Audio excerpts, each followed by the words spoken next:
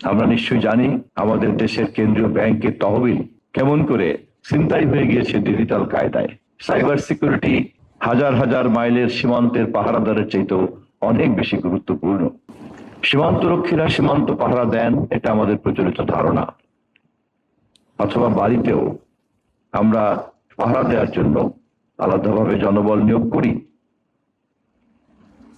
কিন্তু এখনকার যুগে যে কোনো বড় ব্যবসা প্রতিষ্ঠান তার সিন্দুককে পাহারা দেওয়ার চাইতে তার কম্পিউটারকে হ্যাকার মুক্ত করাটা অনেক বেশি জরুরি। এখনকার যুগে অসংখ্য নিরাপত্তা বাহিনী পালার চাইতে ক্লোজ সার্কিট ক্যামেরার সঠিক ব্যবহারটা অনেক গুরুত্বপূর্ণ। এখনকার যুগে সাইবার সিকিউরিটি হাজার হাজার মাইলের সীমান্তের পাহারাদারের চাইতেও অনেক বেশি গুরুত্বপূর্ণ। আমরা নিশ্চয়ই জানি আমাদের দেশের কেন্দ্রীয় ব্যাংকের তহবিল কেমন করে ছিনতাই হয়ে গিয়েছে ডিজিটাল কায়দায়।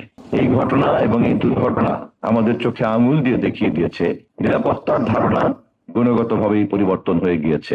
আমি আবারও আপনাদের এই উদ্যোগকে সংযুক্ত করতে চাই এই অভিজ্ঞতার সঙ্গে যে আপনারা যথাযথভাবে এই প্রেক্ষিতটাকে অনুধাবন করেছেন এবং পরিবর্তিত এই প্রেক্ষিতের সঙ্গে আপনারা সামঞ্জস্য বিধান করেছেন। তথ্যমন্ত্রী হিসাবে কাজ করতে গিয়ে আমি প্রতিনিয়তই এই বিষয়টি নিয়ে মোকাবেলা করতে হচ্ছে।